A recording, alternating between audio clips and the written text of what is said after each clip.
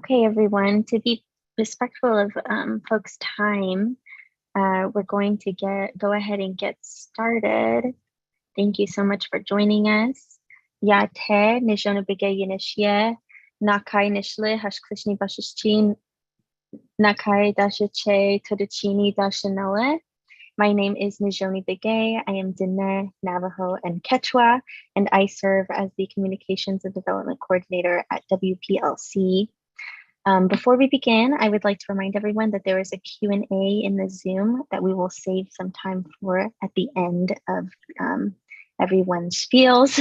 And to start, let's quickly be introduced to our panelists. Firstly, Paul Pasimino is the Associate Director at Amazon Watch and has overseen the Chevron Ecuador campaign since 2007. He has been a professional human rights, corporate accountability, and environmental justice advocate for over 30 years. He has been Colombia Country Specialist for Amnesty International USA since 1995, served on staff at Human Rights Watch /Americas in 1995 to 1996, and was the Guatemala Chiapas Program Director at the SIVA Foundation for 7 years. Paul has lived in Chiapas, Mexico, and Quito, human rights and community development, and working directly with Indigenous communities. He is also an associate fellow at the Institute for Policy Studies, where he has led a FOIA suit against the CIA since 2006 related to human rights and US foreign policy in Colombia. He has also served on the board of Peace Brigades International USA. Paul's professional experience includes many documentary and film appearances, news interviews, and multiple articles. He has an MA in International Affairs from George Washington University. Thank you so much for being here, Paul. Can you tell us about the struggles you've seen at Amazon Watch and the work that you do? And maybe give us some background on the Lago Agrio case and the harm Chevron has caused to Indigenous and rural communities? Yeah, thank you very much. So yes, Paul Pasimino, I use he, him pronouns. I'm coming to you from Ohlone Territory, also known as Oakland, California. And I've been with Amazon Watch since 2007, but I've been, as you heard, working on issues in the region for much longer than that. Amazon Watch, we're in our 26th year, and we work in solidarity with Indigenous communities across the Amazon in Brazil, currently in Brazil, Ecuador, Peru, and Colombia, to support Indigenous resistance, to protect and defend the rainforest and the rights of the earth defenders who are on the front lines, protecting it for the sake of the entire planet. And as probably everybody on this meeting knows, the Amazon is at a terrible tipping point of destruction. This is because not only of resource extraction, but the encroachment onto Indigenous territories. And we've actually reached a point where if the deforestation continues at this rate, eventually the Amazon will not be able to recover it, and it will begin to turn into a savanna. And once that happens, there's no way to rescue our global climate. So we're at a crisis point. But not only that, the forces behind the destruction of the rainforest are at some of the most violent stages they've ever been at. And that's why it's so important to look at corporations like Chevron specifically and the financial backers of the extractive industry and what they're doing to try to silence human rights and environmental defenders, not only on the front lines in the Amazon, but also internationally and in the United States, as you'll hear when Stephen talks about his case. So when we talk about the Amazon and oil, it's important to know that I'm going to talk about things that happened years ago, but all of this is still happening today. Every single thing that I tell you about is happening at this exact moment. People are being poisoned by the fossil fuel industry. The extraction is continuing to go on, and it's continuing to cause deforestation and the destruction of Indigenous communities. So there are a lot of past violations, but they've led to and continue on into the future. We recently released a report with Stand.Earth, which found out that 89% of the annual crude export that comes from the Amazon is actually coming out of Ecuador, and the majority of that is going to the United States and California specifically. So right now, that's 67% of all of that oil comes to the United States. every person in California is still putting gas and driving a gasoline powered car. 1 out of every 9 gallons of fuel pumped comes from the Amazon. And a lot of it, 1 in 7, if you live in Southern California. So there's a direct connection every day to people living in the United States, to the extraction and destruction happening in the Amazon. And Chevron, while it's not actually operating in Ecuador to extract, is refining a huge portion of that. In fact, 17% of that crude goes to Chevron refineries in California. So it is still profiting off of the destruction of the rainforest and our climate. And what happened is, unfortunately, when Chevron was operating as Texaco, it was the first oil company to drill for oil in the Amazon. So it set a horrific precedent for destruction and the decimation of indigenous cultures. It went into Ecuador in the 1960s, signed an agreement with the then very US-friendly pro-military government of Ecuador at the time to develop oil fields in the northern Ecuadorian Amazon towards the border of Colombia. So from 1964 to 1992, it operated exclusively these oil fields, Texaco did. While doing so, it made the deliberate decision to pollute intentionally to save approximately $3 a barrel. So over the course of decades, they built a system to dump toxic waste into the Amazon, where many indigenous communities were living and other people went to live as part of the expansion into the rainforest. So at the end of its time period in 1992, when it left, Texaco had dumped at least 16 billion, but probably many more billions of gallons of toxic oil waste into 916 open air, unlined pits, just like a gaping wound into the rainforest. They dug holes, dumped toxic waste, and allowed the runoff to go into the streams where indigenous peoples were living and depending upon for their water, for bathing, for fishing, for drinking. It's a deliberate, systematic poisoning of 30,000 people, if not more, over the course of decades. And it's everyone should stop and just think about that for a second, because there are a few parallels in history outside of things like the Holocaust, where corporations or governments have deliberately poisoned people over the course of decades and gotten away with it, because Ecuador allowed this to go on. And then when Texaco left in 1992, it signed a corrupt agreement with the then government of Ecuador. And the government said for $40 million, they wouldn't come after Texaco for the toxic waste that they had intentionally left. They handed over a system that was designed to pollute, said, you take it now. They left with their profits and thought that they were getting off scot-free, and they were gonna, with this document from the government, they weren't gonna have to do anything. But what they didn't bank on was the fact that lawyers like Stephen Donzinger and others who went to see what had happened helped indigenous communities bring a civil suit against them. And the agreement that I mentioned specifically did not protect Texaco from a civil suit. So the people that were actually harmed by Texaco began a lawsuit in 1993, and this had never happened before. So you have indigenous and farmer communities taking one of the world's biggest oil companies to court in New York. And Stephen will tell you the saga about why the injustice continued to grow. But the first step of this was the courts in New York sending them back to Ecuador saying, you can't seek justice here, even though that's where Texaco was headquartered. After 8 years of legal fighting against unbelievable odds, indigenous communities and with their supporters, they launched this lawsuit in New York, and it was sent back to Ecuador. It was determined that that was not the proper venue. Texaco won its argument and thought that if it was moved back to Ecuador, they could get it dismissed because they had the Ecuadorian government in their pocket. And they're the ones that had signed this agreement for $40 million in 1992. But that changed. Chevron bought Texaco, acquired Texaco, all of its assets and all of its debts, a lot of the same individuals, so it's the same company.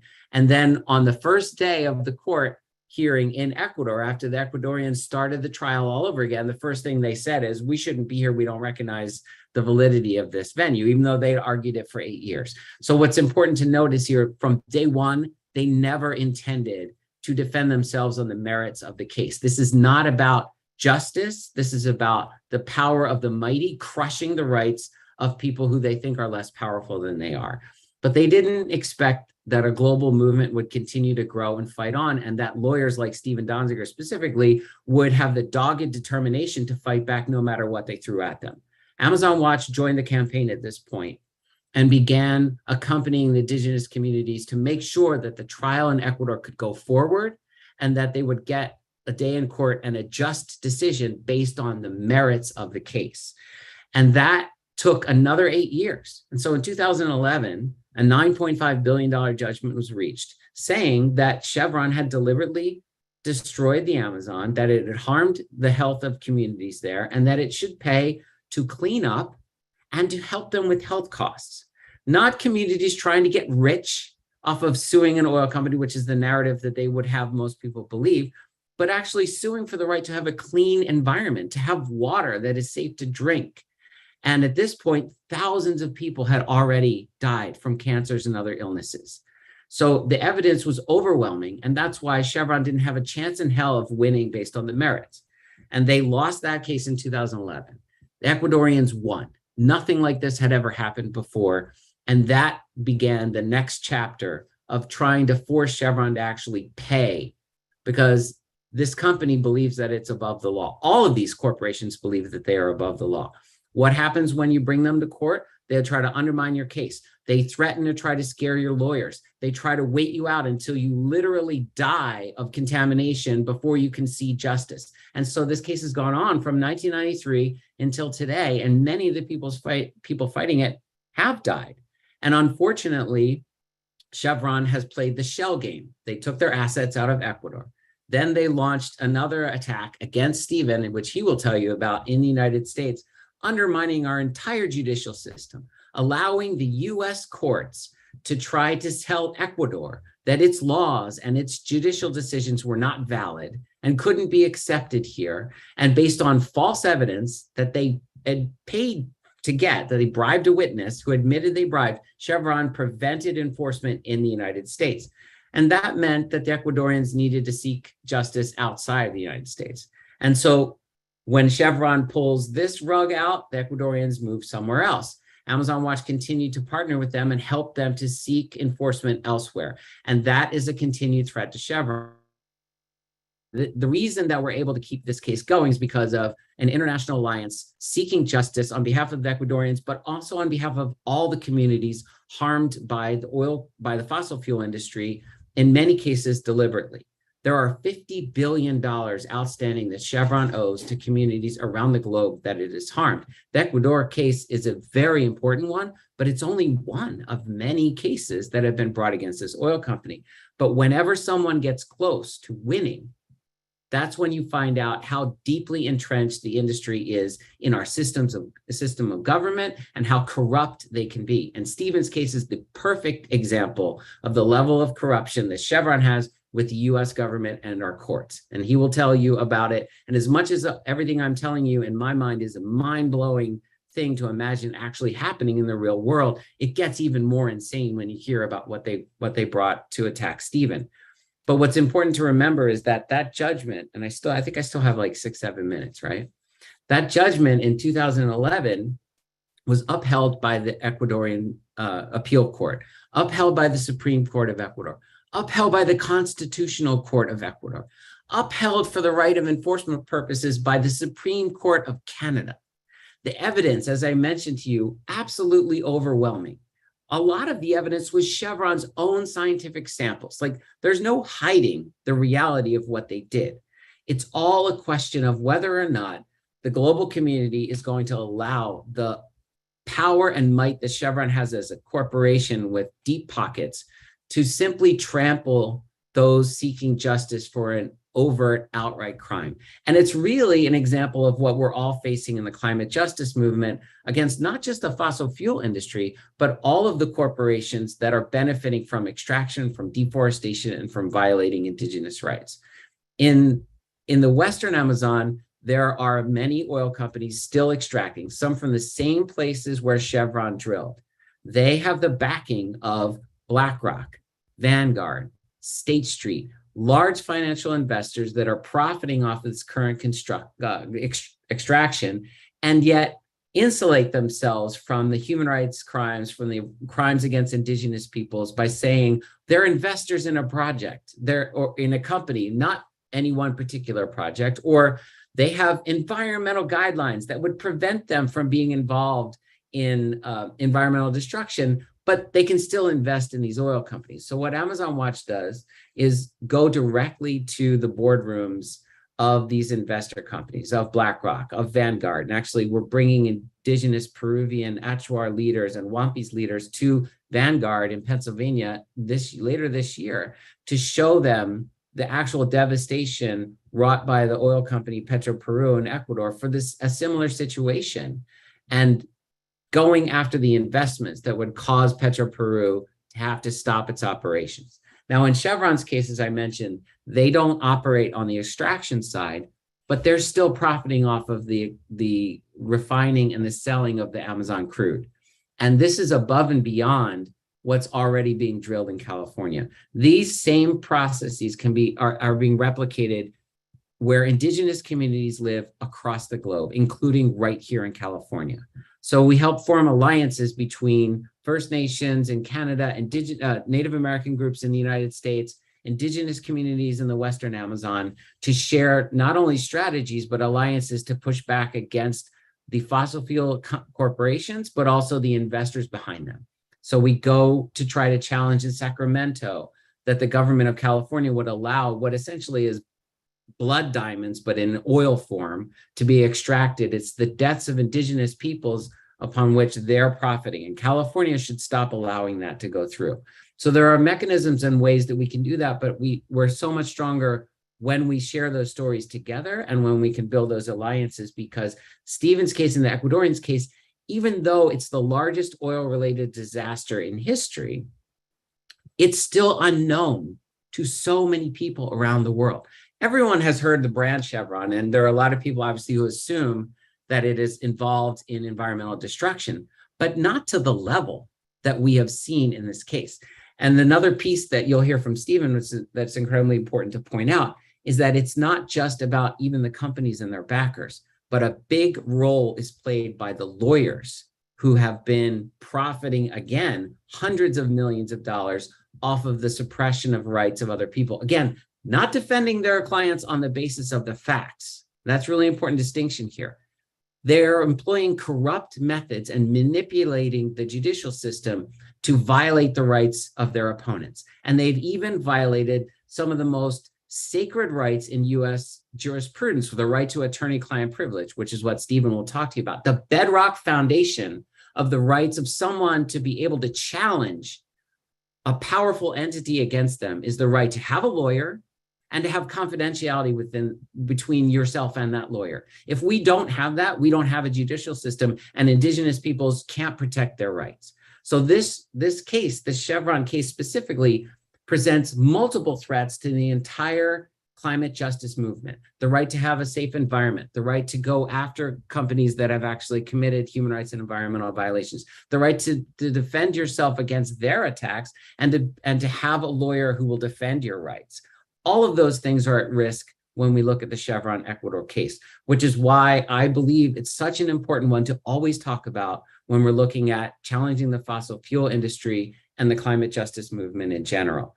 There is a lot of hope, but also, as I mentioned, this has been going on for over 30 years.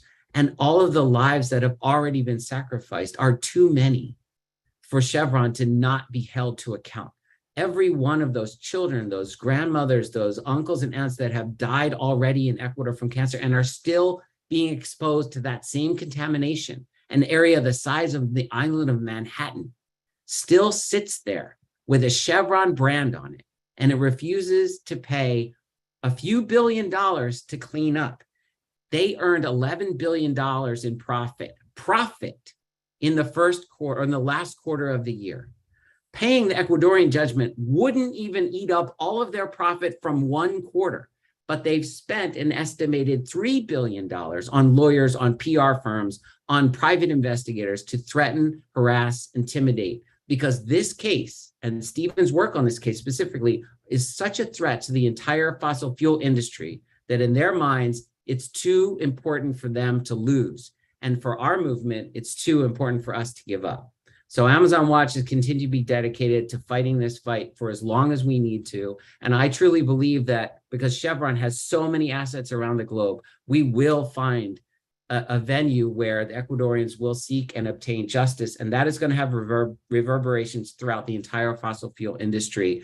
And that is going to make the work that Stephen and other lawyers have done on the Ecuador case, because as he'll tell you, there are many lawyers, that much more important, because if they are silenced, the next case will have no chance of winning. And we will need to bring many cases to see climate justice through, and to bring reparations to the communities that are harmed, and to invest in the kind of green economy that we will need and rebuilding that we will need in order to stop the climate change that we are already grappling with now. Those funds need to come from those who have profited off of the destruction, and Chevron is right at the top of the list.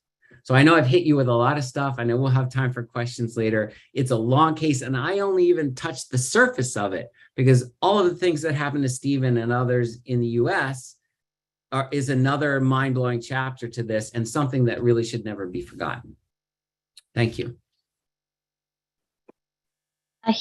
Thank you so much, Paul, for your expertise and spirit in this work. We are so incredibly lucky to be partners with you and Amazon Watch. Taking us now to the struggle on Oahu, I would like to introduce Wayne Tanaka. Wayne Chung Tanaka is the executive director of the Sierra Club of Hawaii, which for many years has led legal, political, and grassroots campaigns to address the threat posed by the US Navy's Red Hill Bulk Fuel Storage Facility. Mr. Tanaka previously served as the public policy manager for the Office of Hawaiian Affairs, where he oversaw efforts focused on improving the conditions of Native Hawaiians through environmental protection, cultural and linguistic perpetuation, access to healthcare, affordable housing, education, criminal justice reform, and other relevant subject matter areas. He is an engineer and licensed attorney, and has published articles and book chapters on Konohiki fishing rights, Papahanau Mokuakea, near shore fisheries management, Indigenous food sovereignty, and the intersection of race and politics in Hawaii, among other topics. To introduce some of Sierra Club of Hawaii's work, I'm going to share a quick video with you all about the struggle in Hawaii. Let me make sure I share sound. Oops.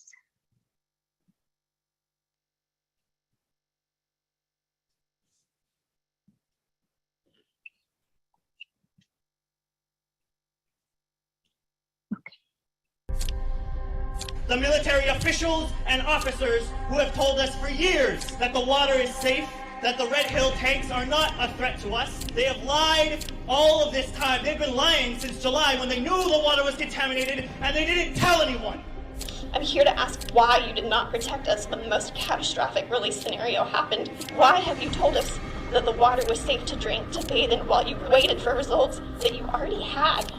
When we had our first town hall, everybody was very upset because the Navy continued to deny it, said, as of right now, there's no measurable amounts of petroleum in your water source. If you smell something, don't drink it, but you should still be fine to bathe in it, do laundry. So people continued to do so.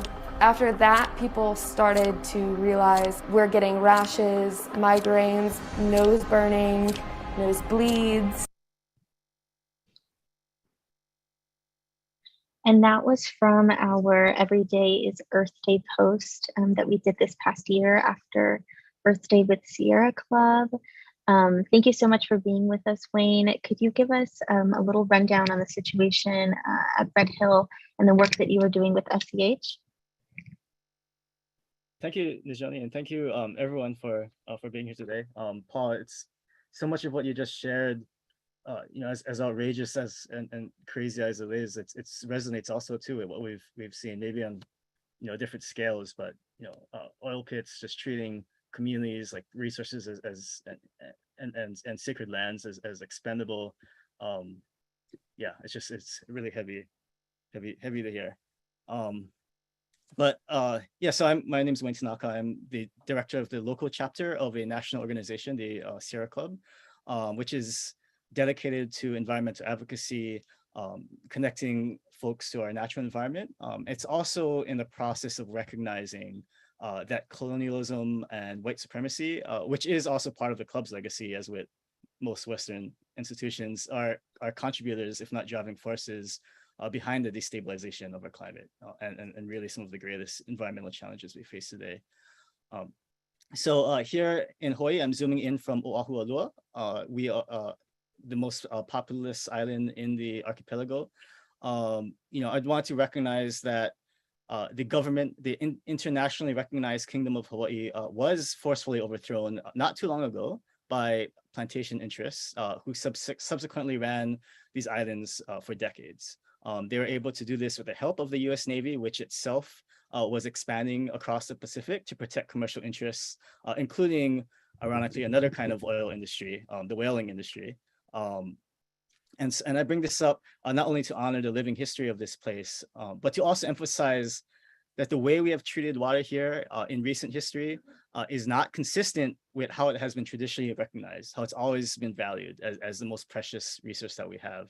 And that really, our laws continue to recognize this understanding, but in many ways, as we have seen in so many other places across Oceania, across the planet, it's been the displacement, the disposition of indigenous people, indigenous values, practices, and governance that has led to these water crises, including the Red Hill water crisis.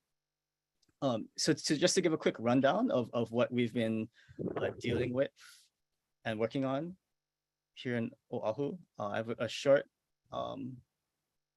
presentation.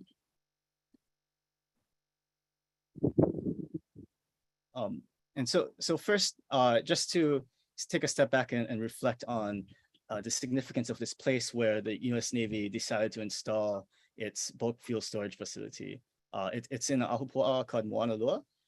And this area, and in fact the water of this area, while all water is precious here in Hawaii, this Waiola is particularly sacred. And in fact, there are mo'olelo or legends about how it was goddess Kahiki Laulani who, in search of water, found it in this area, and then helped and settled it with her husband, Kamawai Laulani.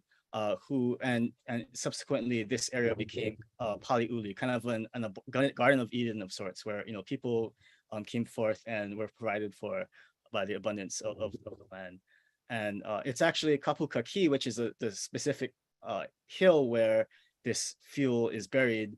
In itself is considered a possible marker of Leilono, which is an entryway to Po, which is the place where we all came from and where we return. So a particularly sacred site.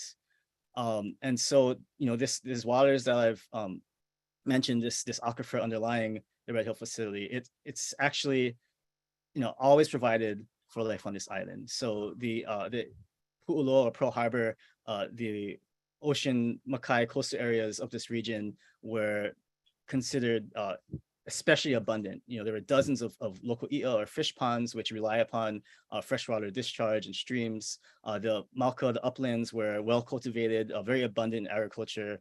There are famous taro patches that were fed by actually a spring or groundwater, so coming from this aquifer. And in more modern times, this aquifer has been designated now as a EPA Region 9 sole source aquifer, which essentially means it's the irreplaceable sole water supply for the majority of folks in this region.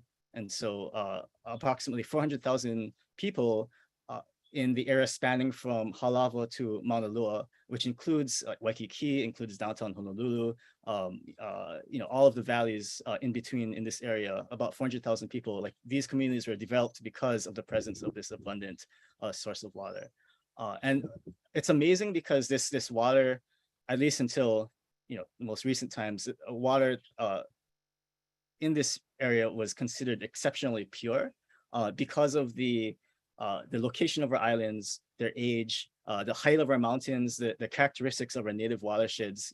The water that would come out of people's taps had a purity index of 920. And so, to put that into perspective, hardly anywhere on the continent breaks 700, much less 800. This bottled water usually falls within the 700s. So the water coming from your tap here in Hawaii was more pure than the water that you would buy in a bottle in a convenience store.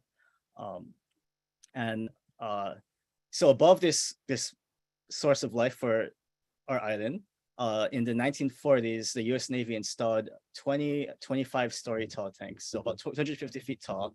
The total capacity of this facility was a 250 million gallons, so about 1 billion liters. Sorry, that should say liters. They buried these tanks, right? So they're actually only 100 feet or about 30 meters above that aquifer that I spoke about. And with this facility was actually within a mile of the Municipal Board of Water Supply's major drinking water well. We call it the Halava Shaft.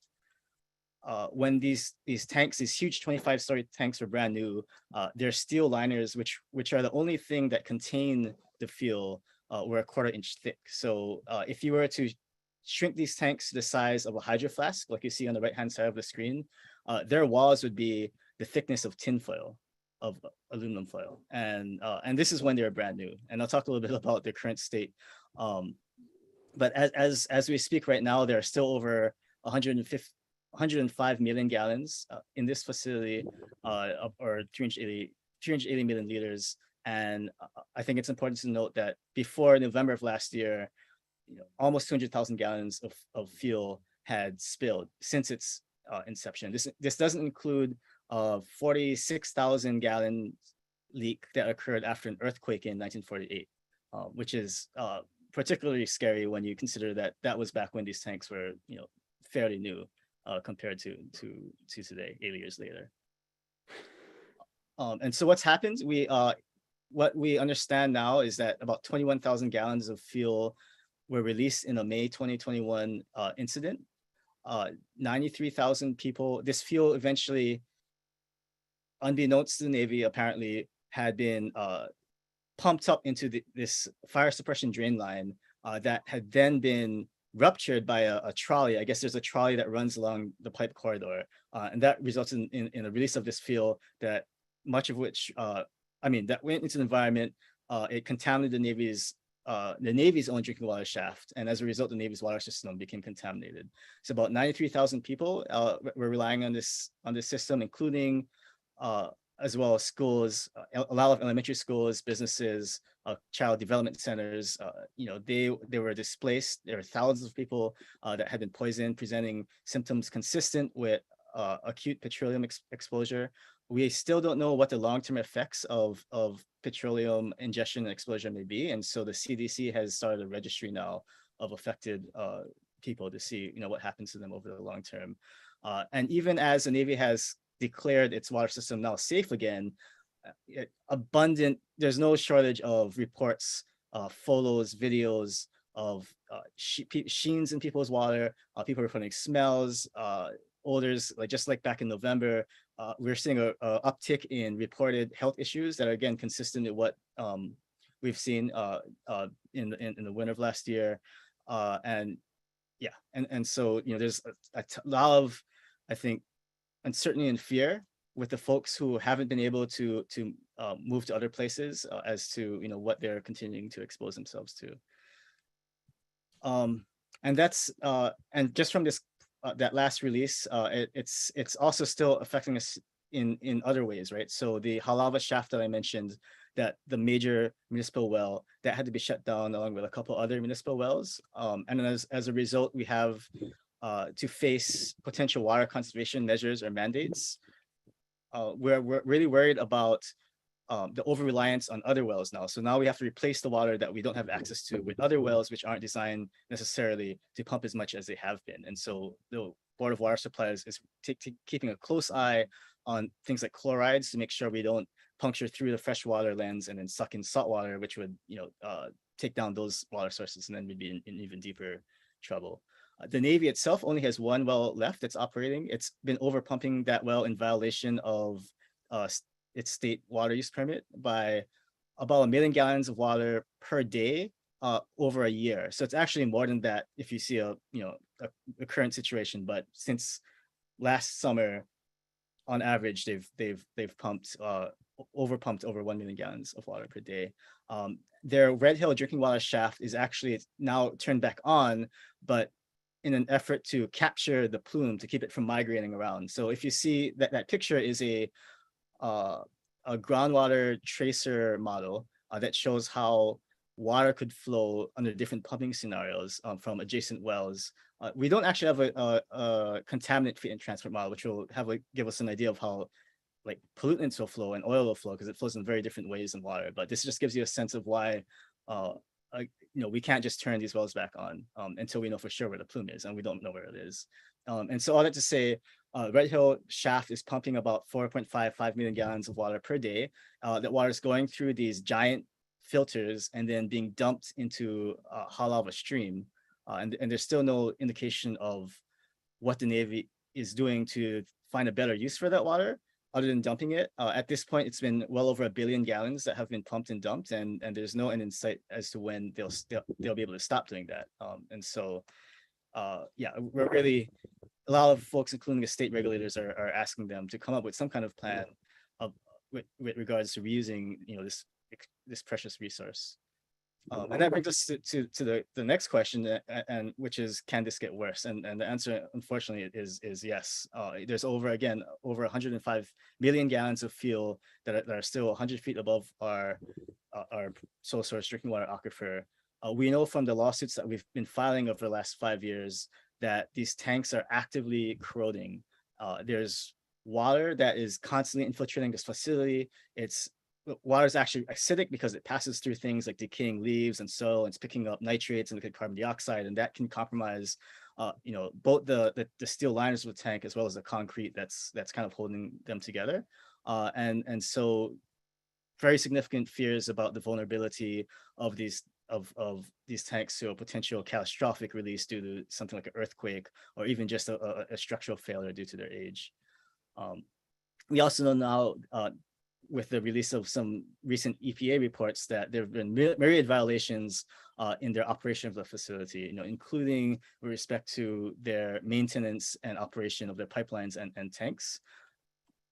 And despite all of this, the Navy has said it will still take about 2 years to remove the fuel from this facility. So, given that, a single earthquake could lead to a pretty existential catastrophe, that's totally unacceptable in our eyes, and in the eyes of pretty much everyone here that's been following this issue.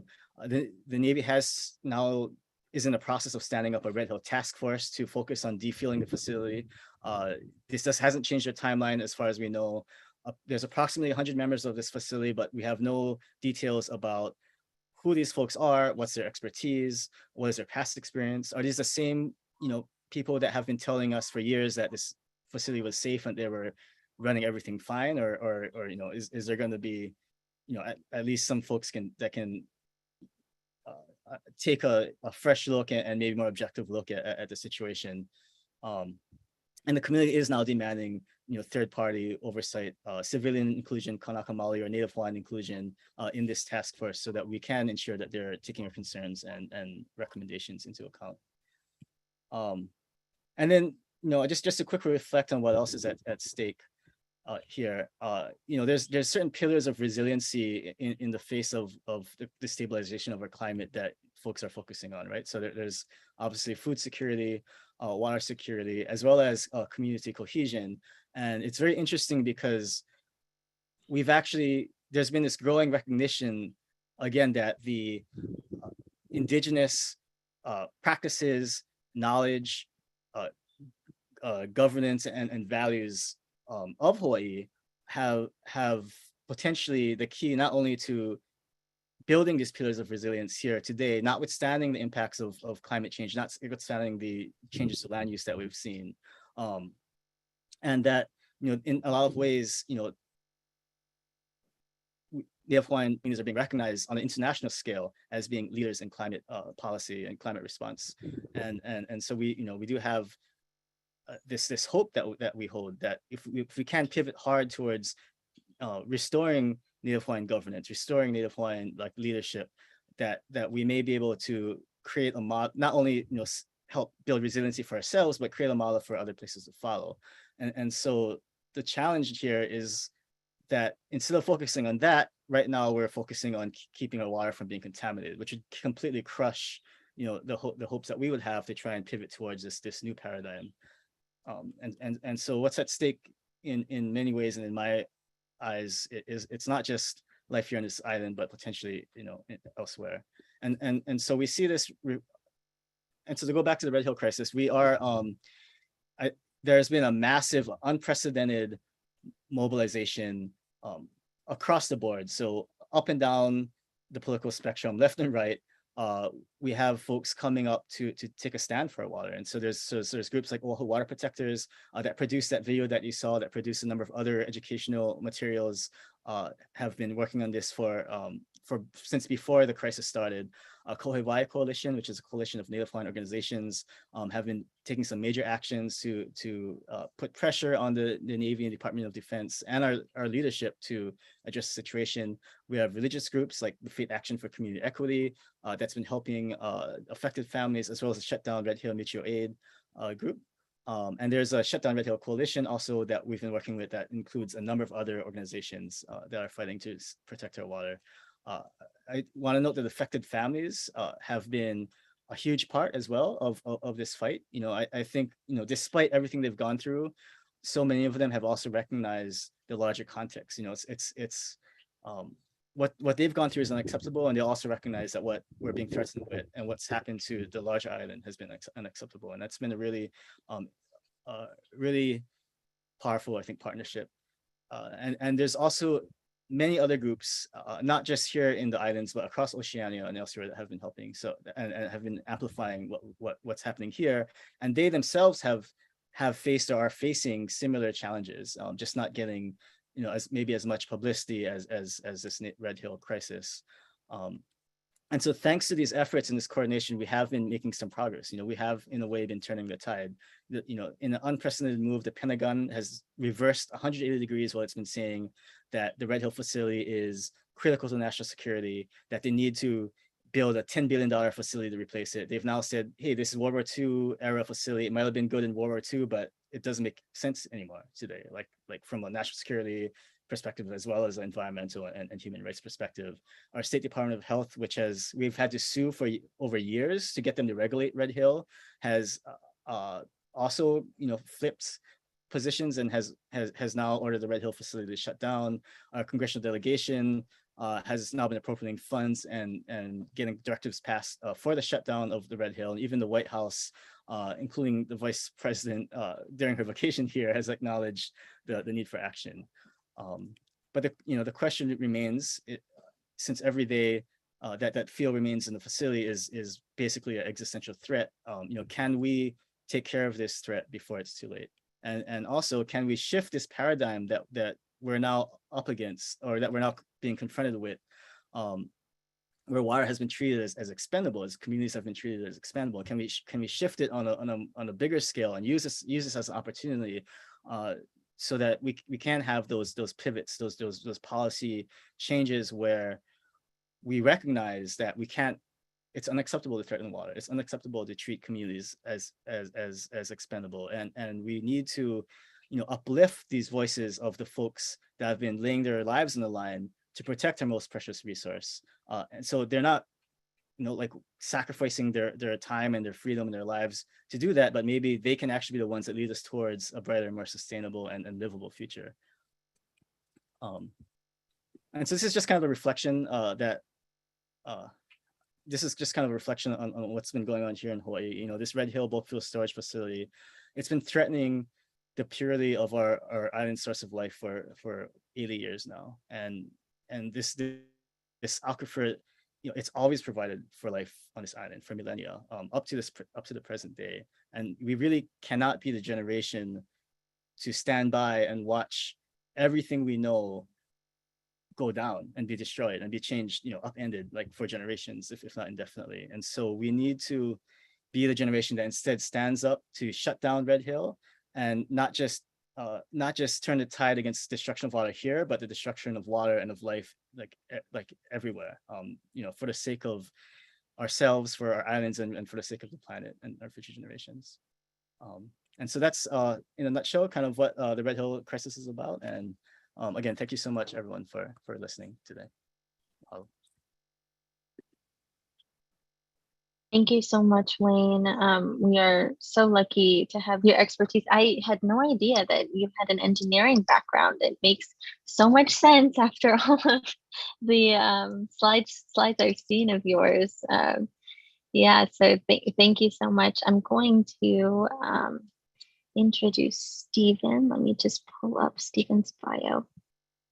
Great. Stephen Donzinger is a human rights attorney and has been fighting Chevron for over 20 years for damages Chevron caused in the Ecuadorian Amazon to Indigenous and rural communities who call the Amazon home. In 2010, Stephen helped win a historic $9.5 billion judgment in favor of Indigenous and rural plaintiffs in Ecuador affected by the oil pollution caused by Chevron in the Lago Agrio oil field case. Since then, Chevron has spent $2 billion on lawyers, private investigators, and public relations consultants to retaliate against and demonize Stephen for his human rights advocacy, weaponizing the law against him in slap lawsuits, such as the underlying RICO case that led to a misdemeanor contempt charge where Chevron claimed the judgment in Ecuador was a product of fraud. To give a little background on Stephen and Stephen's work, let me share this quick video.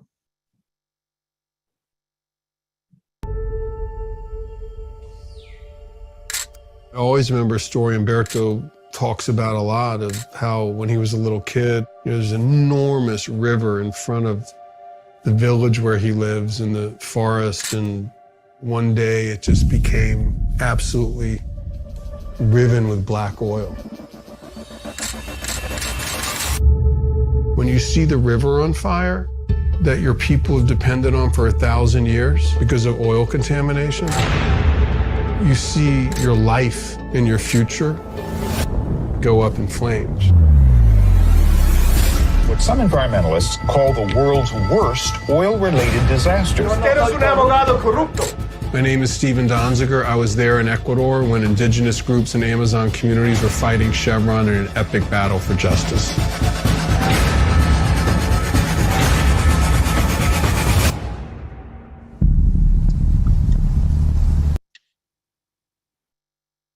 Some of those images are really difficult to see, but I think really important to contextualizing, you know, what's happening and what has happened.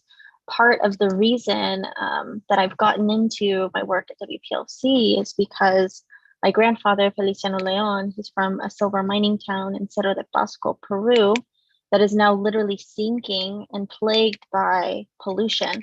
Children are born every day from lead poisoning, and this has resulted from a Spanish silver mine from years and years ago. And Lago Agrio is similar to Cerro de Pasco, and just like Cerro de Pasco, Lago Agrio will always be affected, and our indigenous communities, our homes, they deserve much better. So Stephen, can you tell us what was so striking about your initial visit to Ecuador and why you decided to get involved in the struggle there, and maybe a little bit of background on everything that I missed in that initial introduction? Thank you so much. Thank you for your kind introduction. Thank you, Wayne. It's an honor to be on a panel with you. I admire your work greatly.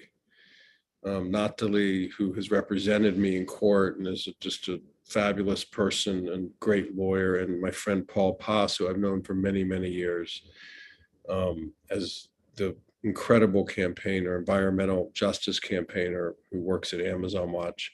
It's an honor to be here, to be invited. I'm humbled to be here with y'all. And listening to the Red Hill story from Wayne, and I've had the opportunity to learn about it from others in Hawaii, and I've taken interest in that. It's shocking, isn't it? The parallels between what's happening to Native Hawaiians and others who live on Oahu. Between that and what's happening to indigenous peoples, where I've been working in the northern region of Ecuador's Amazon, and not just indigenous peoples, other non-indigenous peoples who have moved to that region who also suffer greatly, just as I know in Oahu, military families are being poisoned as well. And it's just an extraordinary example of what I think we see too much around the world, around the United States and elsewhere in the world, which is entrenched interests of power, usually fossil fuel companies, mining companies, but also, of course, the US military, which, as most know, is the world's biggest polluter, taking advantage of people to get away with essentially environmental crimes that, no matter how you want to say it, they end up killing people. And I would venture to guess, based on my medical knowledge as a non-medical person, but I've studied these issues as a lawyer, repeated exposures to jet fuel, to poison, over time, depending on one's immune system and other factors, can significantly contribute to the demise of people, to killing people. And I've seen this personally in the Amazon, where, and Paul, I'm going to rely, by the way, on Paul's great description of what actually happened. I don't want to repeat it, but the deliberate dumping by Chevron of billions and billions of gallons of cancer-causing oil waste, that's a byproduct of drilling into rivers and streams that indigenous peoples have relied on and continue to rely on for their drinking water and for their bathing and for their fishing, has killed many people. I know that because I've seen it. I know people over the course of the 20 plus years I've been going down there who have died from cancer, who live in this region. 3 witnesses at our trial have passed from cancer. The trial happened, by the way, between 2001 and 2011. And it resulted in this resounding and historic victory by the affected communities in Ecuador over Chevron, in a case that has been affirmed, as Paul pointed out, by Ecuador's Supreme Court, Ecuador's Constitutional Court, and also Canada's Supreme Court for enforcement purposes, and some other courts. It's really a total, just to be clear, 6 appellate courts, 28 appellate judges have affirmed all or parts of this judgment. Chevron, however, refuses to pay. And just to sort of close the loop on my first point, these problems persist in lots of places around the world. We're talking about 2 of them so far on this panel, but there's so many other examples of this in the United States, starting right here in New York City, where I live, with Newton Creek, which is a Superfund site contaminated by Chevron, Exxon, the plastics industry. You can't get near this river, and it abuts Brooklyn, Greenpoint in Brooklyn, where many people live, and I would argue mostly unaware that they're living over toxic waste sites here in New York City. So what do we do about this? Well, the only way we're going to effectively protect people who are being poisoned is for the victims themselves to take matters into their own hands, because the polluters are never going to pay for the harm they cause. They're actually never even going to refrain from causing harm if they calculate that they can get away with it. It's cheaper to get away with it than to put in the technology they need to do it properly, which is why we need to take control of this situation. And what we have tried to do in Ecuador, led not, by the way, by the communities, not by the lawyers. We work for them, okay, to be clear. We never lose sight of that. Indigenous leaders, farming community leaders, in conjunction with lawyers in Ecuador and in the United States and in Canada and in other countries, along with campaigners like those in Amazon Watch and other NGOs, and Water Protectors Legal Collective, Natali and others. There's so many organizations that have stepped up to join a coalition that has been created to try to protect the indigenous peoples down in Ecuador who have been attacked, as well as their lawyers like me, who are also being attacked as a way to evade paying the judgment, the compensation Chevron owes to the people of Ecuador. I want to learn more about Red Hill because I really love the model. I love the leadership. I love the coalition building. I love the refusal to concede the historical origins of the problem, which is the way the US Navy and the United States came in and basically stole Hawaii from the native population. Just ironically, in some ways, as Chevron went into the Amazon of Ecuador, even though Ecuador was a sovereign nation, the leadership of Ecuador was complicit with Chevron and basically creating a system that destroyed the ecosystems of its very country, and in the process killed its own citizens. So I really admire, Wayne, what you and your colleagues are doing, and I salute you, and I look forward to learning more.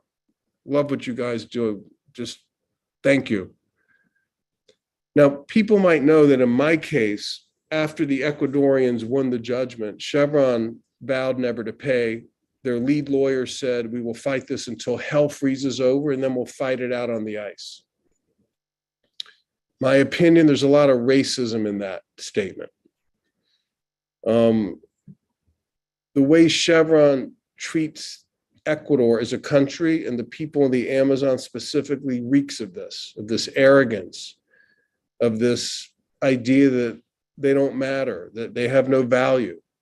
And if you go back to the beginning in the 1960s, at that time it was Texaco, it's now Chevron, they treated the rainforest as if it was a trash bin, like nobody lived there. I don't think they actually saw people there because the people that were there, they didn't regard as people. They regarded them as savages. There's so many stories. For example, when the oil pollution started to get into the streams and rivers, local leaders would ask the Texaco engineers, like, what the hell were they doing? And the answer was, oh, this is medicinal. Oil is like milk. It has vitamins. You can drink it. So there's a lot going on here that you kind of need to unpack, but the bottom line is they are committing terrible acts. Some might say environmental crimes. I might argue ecocide in Ecuador, atrocity crime, potentially an atrocity crime. And they end up spending, oh my God, probably hundreds of millions of dollars on legal fees to pay hundreds of lawyers to sue me personally in New York, where I live, and ultimately to have me locked up in my home. By the way, the home where I am now, Natali has been here, Paul's been here, Wayne, you're always welcome here, my friend, as our, I forget your name, the moderator, Miss Begay. Nijoni. Okay, you too. I mean, it's just extraordinary. I had to stay here for 993 days with an ankle bracelet on a contempt of court charge, which had been rejected, filed by a judge who was after me, who had commercial ties or financial ties to Chevron. He took his contempt charge to the US attorney who refused to prosecute me. He then appointed a private corporate law firm that had Chevron as a client to prosecute me in the name of the US government. I became probably I think the only target of a private corporate prosecution in the history of this country. And I believe in the world. I've actually never seen this in any other country. Maybe there's some talk of something like this happening up in Canada, but I've never seen it in the United States. I got prosecuted by a Chevron lawyer in the name of the United States government. I have to repeat that. Let it sink in. Because the lesson here, I believe, is when you marshal your organizing and your forces and your legal arguments and your campaigning and your pressure, and you jack up the cost to them and the risk to them and the reputational cost, and you tell the truth and you confront them with it, if necessary, they will resort to brazen and corrupt practices to try to put you back, keep you back, including locking a lawyer up, a human rights lawyer up in the United States of America for no reason other than his effectiveness. Sorry, I didn't do anything wrong. I did a heck of a lot right. And it was an honor, still is an honor, to work with our partners down in the Amazon and our allies up here like Paul and Nathalie and so many organizations. What are the lessons here? There is a concerted effort by the fossil fuel industry allied with right-wing pro-corporate forces in the United States to criminalize protest, activism, and lawyering. Lawyering that takes on the fossil fuel industry, or I would argue in Wayne's case, the Pentagon, which is equally, if not more, as powerful as the industry that I'm talking about. They will, if they have the opportunity, stop at virtually nothing to try to destroy you, even if it means abusing, manipulating, bastardizing the law to do so. And I would argue corrupting the law. The only way to deal with that, in my opinion, or to fight it, is to call it out. To call it out, to work across multiple platforms, social media, traditional media, the courts themselves, international courts. For example, in my case, the Working Group on Arbitrary Detention of the United Nations did a case on my case where they determined that my detention violated multiple provisions of international law, and they called for my release. Called on the US government to release me. Of course, President Biden ignored it. But that's powerful, So the cost we have imposed on them is significant, isn't it? I mean, how many millions, tens of millions of people around the world now know they engage in corrupt practices to beat back our team, locking up lawyers? And because of that, how many more people who never would have known about their environmental atrocities in Ecuador's Amazon, how many people now know? I would argue millions. I would argue the whole thing is actually backfired. Now, it is true that the accountability our team has been able to impose on Chevron is significant, but not complete. We still have been unable to force the company to comply with the rule of law and pay the judgment that they owe to the people they poisoned.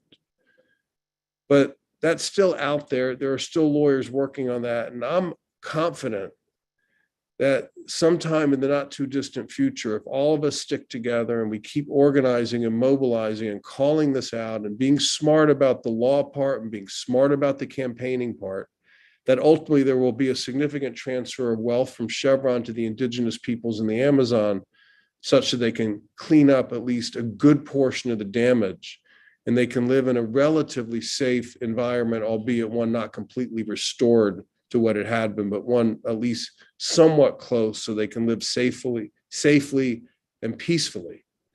And I believe that's going to happen. And my final point is this, if anyone on Chevron is listening, but I want to tell this to our side, more importantly, is, the Ecuadorians won. You lost. Okay, let's never lose sight of that.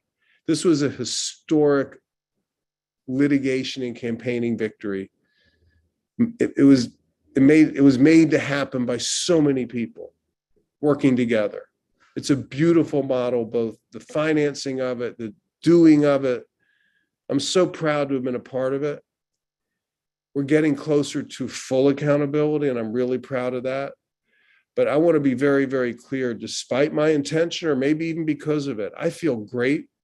I feel stronger than ever. Our team is stronger than ever, and we are ready to finish the job and make sure that the people of Ecuador get what they have rightfully earned in court, which is full compensation for the damage that Chevron caused. Thank you.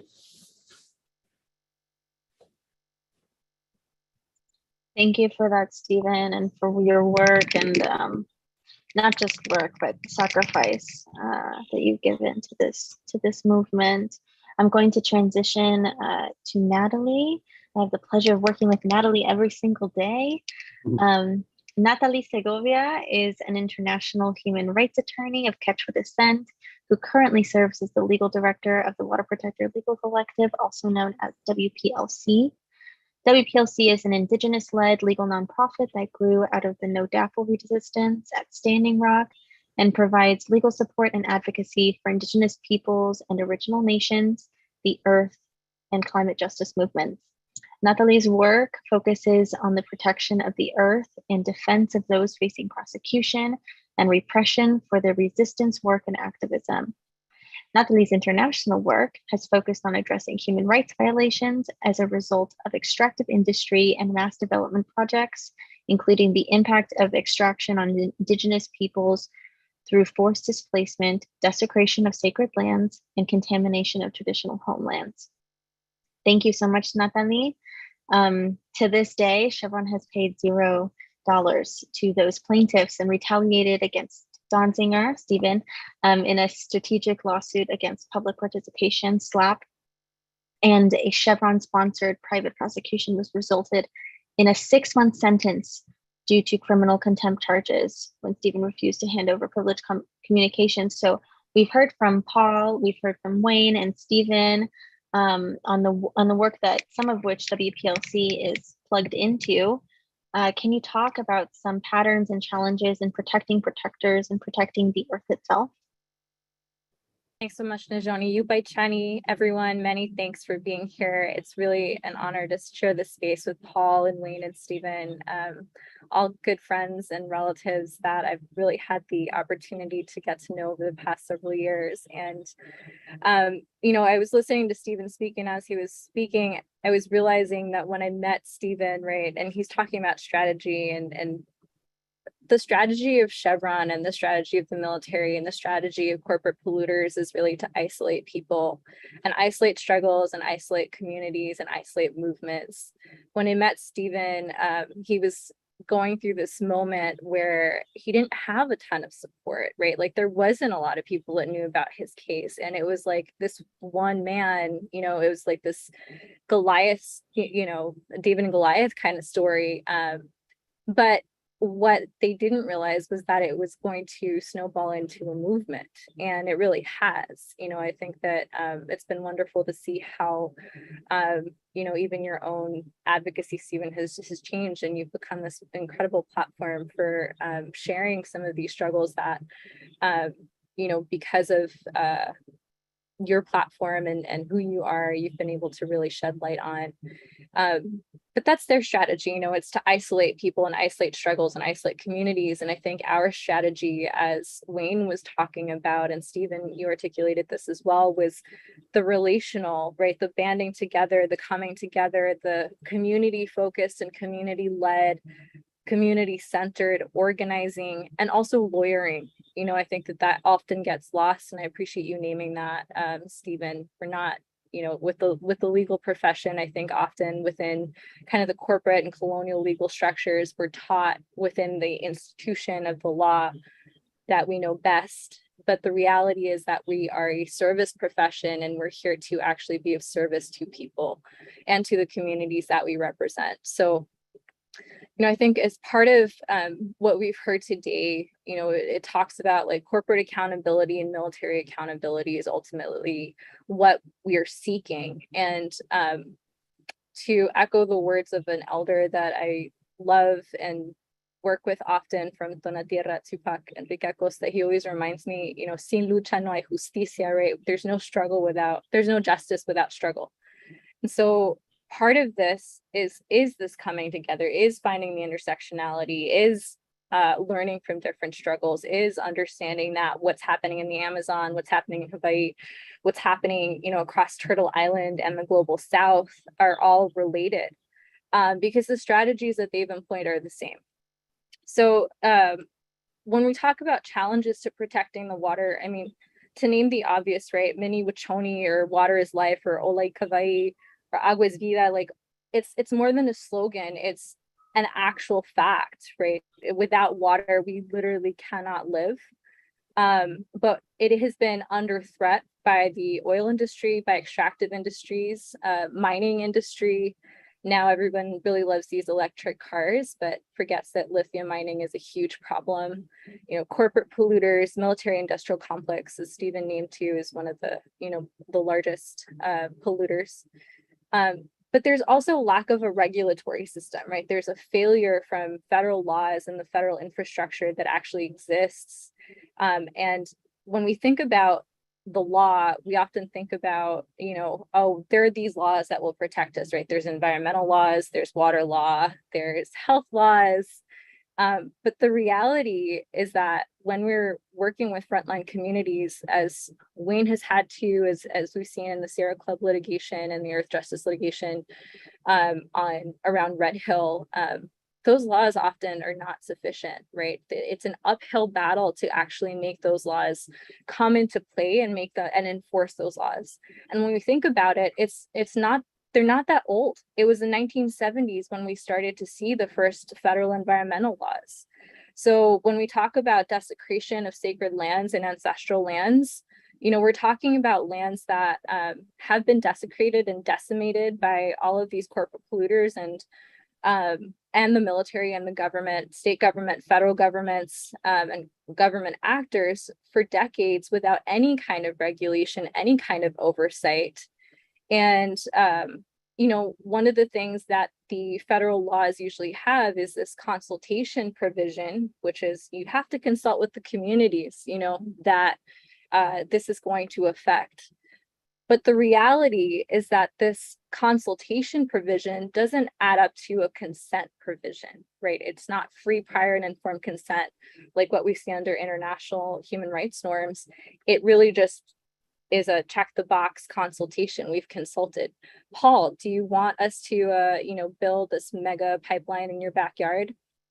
No, he said no, but it's not a consent issue. It's just a consult issue, right? And that's such a huge distinction that I think a lot of us and I think the lay community at large generally misses, because we think about these laws as out there to protect us, and they don't.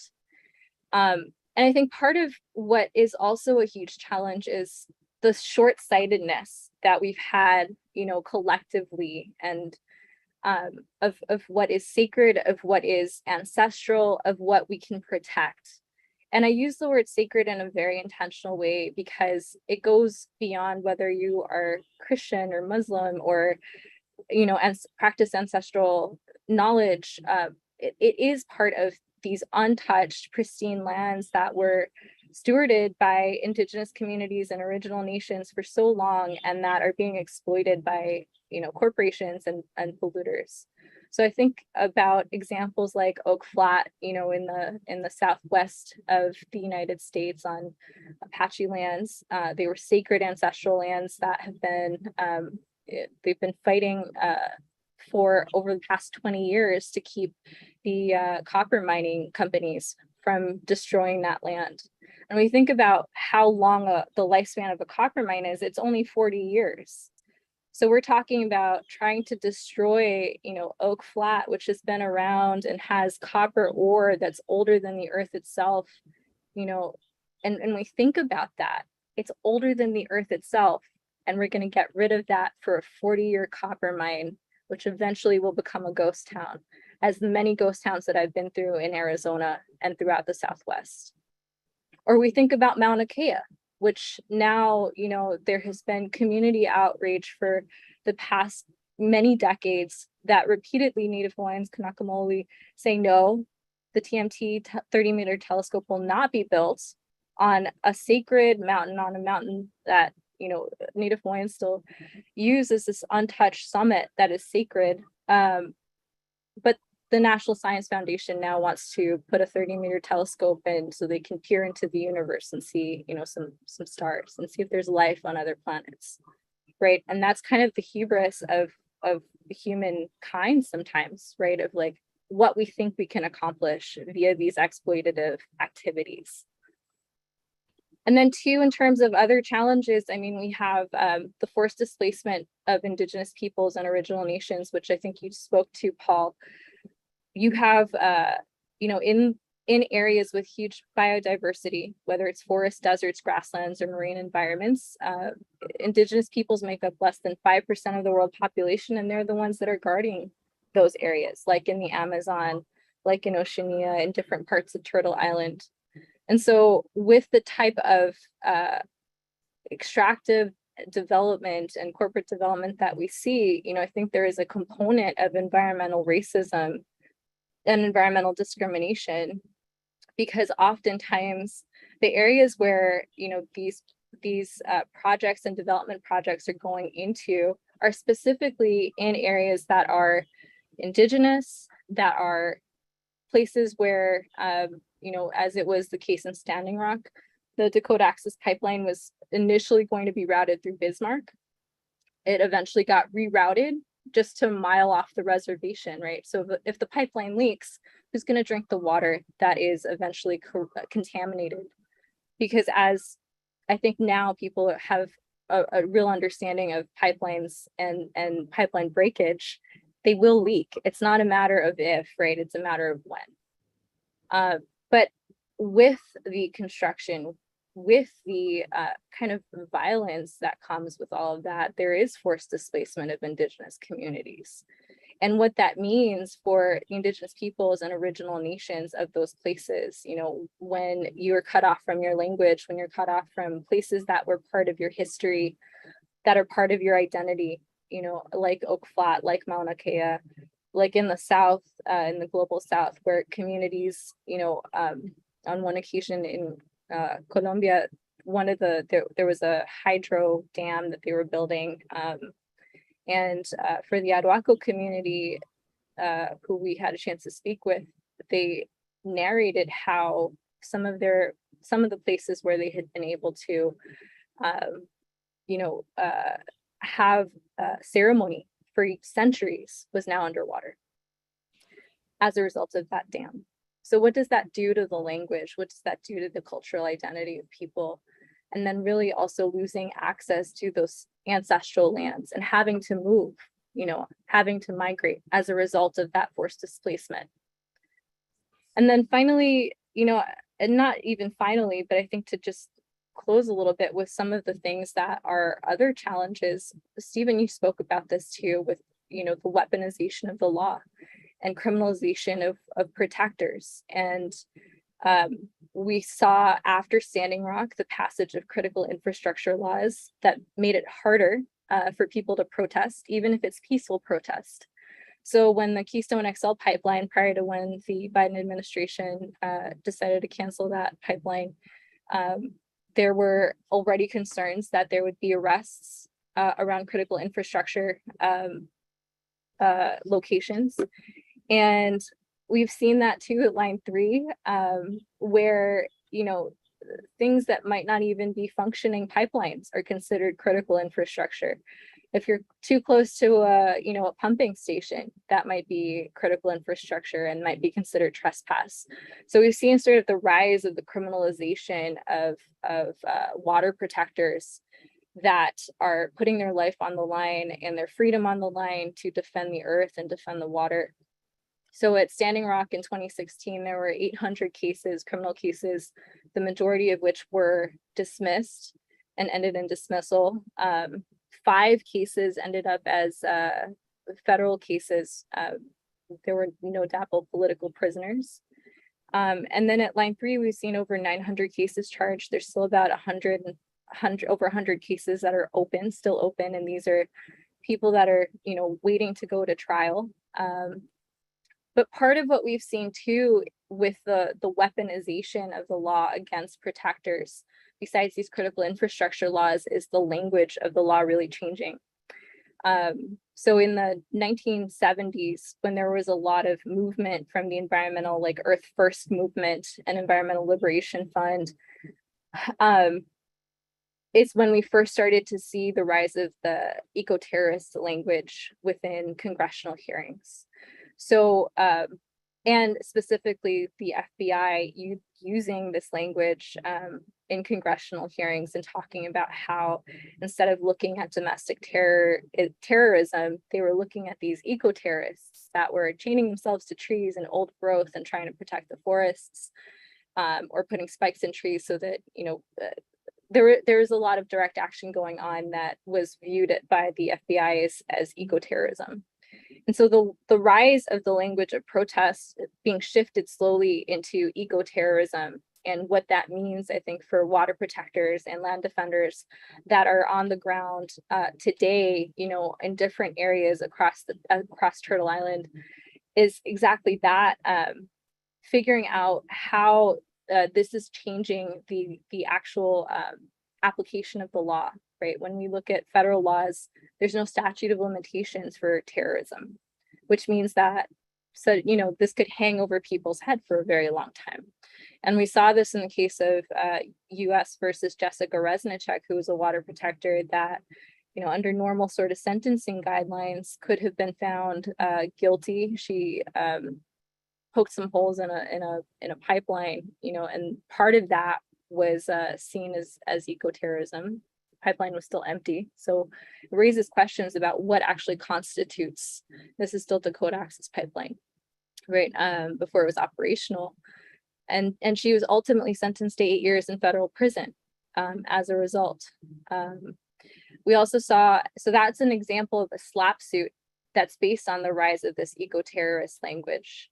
And then two, the rise of SLAPP suits or strategic lawsuits against public participation, when you have these huge corporate entities that come and either go against nonprofits or individuals like Stephen, like Jessica, and bring these, frivolous lawsuits that basically talk about why, they are at fault for something, and like really up the criminalization aspect. So there was a case brought by Energy Transfer Partners against Greenpeace, and it was basically alleging that the Dakota Access Pipeline was funded and created by Greenpeace and other nonprofits, completely ignoring the fact that the Dakota Access Pipeline and folks that went to Standing Rock went because there was a call from Indigenous leadership and from people that felt called to protect the water.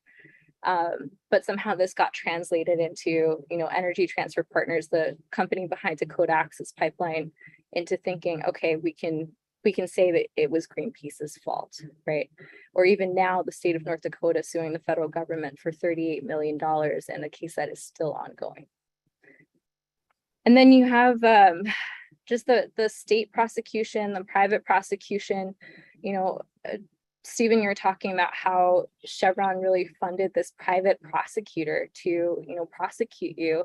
And it's really similar than what we saw or what we're seeing at Line 3, right? So Enbridge, company behind Line 3, has basically created this fund to fund private prosecution. But instead of private prosecutions, you have the state in charge of the prosecution. So we've seen sort of the model, like they learn from every struggle, right? They learned from Dakota Access Pipeline that they couldn't use private security forces because it ended up being a huge issue that was taken to the UN, the United Nations, and there are now reports that you can look up online about the use of private security forces and mercenaries against Indigenous peoples and communities that were at Standing Rock. And The Intercept had great coverage of that. So if you can, like, read Aline Brown's coverage on Tiger Swan in particular. But we see this, prosecution, private prosecution, state prosecution, and these trumped up charges constantly. And that is also part of the environmental racism and just overall racism that underlies the violence of all of this. And I know a lot of this is really heavy to share. I think sometimes we talk about how to, share this without also feeling like completely overburdened by the heaviness of all of this. Because the reality is that within the United States or within Turtle Island, the majority of us can do this work without facing repercussion, like with our actual lives, right? But in the global south and other places, there are people, many of which are actually killed. So in 2020, there were 331 human rights defenders that were killed. 69% of those were actually working on water, land, and Indigenous rights issues. So the actual violence, there's actual physical violence against defenders, and there's the legal violence that comes as well. And with the actual violence, it's like the increase of law enforcement too, right? We saw that at Standing Rock and excessive force cases that we're still litigating. There's still a case, Dundon versus Kirchmeier. It's a class action from Standing Rock that is ongoing since 6 years ago. And similarly at Line 3, there has been use of excessive force, and every front line you see in some way the exercise of law enforcement. I don't want to end on that note though. I think that part of what we have come together for is not just talking about all of the negative, but also really thinking about how we move forward and strategizing in a way that we can not always be on the back foot, but also be in a proactive space and in a space where we can reimagine a different future. And what does it take, to stop a pipeline, but not in the direct action form necessarily, right? What's the mental shift and the spiritual and relational shift that actually requires us to think about how we can be different, how we can be different with each other, as part of the community, and also work together to really make things different. I think knowledge is also really important. It's something that people knowing about Red Hill, that this is happening today, what's happening in the Amazon today, what's happening still, that Chevron still hasn't paid the Lago Agrio judgment, and it was reduced from 19 billion to 9.5 billion, and they're, I think ranked 27th out of the Fortune 500 companies. This is pocket change for them. Right. I think all of that is important to think about, that we are still holding the line, whether it's as water protectors on the front lines or land defenders on the front lines, or also second line, a legal line, a human rights line as defenders too, that are protecting protectors. And I'll say too that part of the knowledge sharing is also really important, right? I think it provides an opportunity to actually create space for change. So even with, I think, Stephen, a pivotal moment in your case was really when you had like 475 organizations from around the world sign on to this letter, and then like your calls for clemency and a pardon. I mean, those are ongoing. Similarly, right now, there's a pardon petition and a clemency petition for Elder Leonard Peltier, who has been in prison for a crime he didn't commit for over 46 years, and he's now 78 years old. He's a Lakota and an Anishinaabe elder. So again, just part of that was part of that 70s kind of era of violence from the FBI within our communities. Here in the global north. So I want to say that we have the ability, to make this part of living history just different by the way that we choose to relate with one another and relate to the water and the environment in which we are and the earth. We have that opportunity to do that. And it's up to us to really make that change. I know that Paul always reminds me and likes reminding others too that, it's not just the kind of corporate idea that you as an individual have to take upon yourself to, stop the climate disruption or stop the climate crisis, right? It's the corporate accountability and the military accountability is what we're fighting for. they reap the benefits, they have to be accountable for what it is that they are doing. So, again, my sincere thank you and thanks for joining us, and really happy to have shared this conversation with you all. Thank you so much for that, Natalie. I'm going to just direct folks to the chat really quickly. I'm going to plug some websites that you can look at to get more plugged into this work. And I'm going to also pull up the Q&A so that we can look at some of that. I see you typed a response, Wayne. Thank you. So from Richard just says thank you and mahalo to all the panelists and organizers. Imua, thanks for being here with us, Richard. Tisha, sorry if I mispronounced that. Aloha e to the panel. So happy to see Hawaii represented on a panel like this. Thank you all for your time and sharing your work and experiences. I have spent some time in Iquitos, Peru, an enormous city in the middle of the Amazon on the way to doing community work in some river communities. In discussions I have had with friends on oil, mining, and expansion of roads and deforestation, I have found that the city attitudes, as opposed to the indigenous attitudes, are often blasé and misinformed. It's clear the populations in these cities that are so close to the damage do not see these issues in the same light. This often harkens back to Stephen's discussion on prejudices, even between local populations in the regions. Have you seen something similar with the groups you have worked with? What have you seen work in helping convey the impact to people who are closest to it? I think that all of our panelists could do a really great job at answering this question. I was going to point it to Wayne first. When I was reading the question right now, I was thinking of looking at the footage of all the community on Oahu coming together to talk about the issues of Red Hill, military families, Native Hawaiian people. It's like a big diverse group of people who are speaking on Red Hill. So Wayne, could you contextualize some of that? Of course, and that's such a good question, and really until this, things really hit the fan last year, it's been a struggle, here in Hawaii to get folks to question their assumptions and their deference towards the Navy. They were able to produce a lot of like really thick technical documents and procedural written procedures that they didn't even know, like they weren't even familiar with in our contested case hearing, but it's still, it provides people what that kind of superficial assurance that they need that, hey, these guys must know what they're talking about in the Navy.